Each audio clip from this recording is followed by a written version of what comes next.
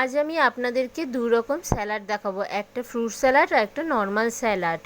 আমার এই চ্যানেলটিকে সাবস্ক্রাইব আর বেশি বেশি করে শেয়ার করে দিন এবং পাশের বেল আইকনটিকে প্রেস করে দেবেন আমার নতুন ভিডিওর নোটিফিকেশান পাওয়ার জন্য। তো বন্ধুরা আসুন দেখা যাক।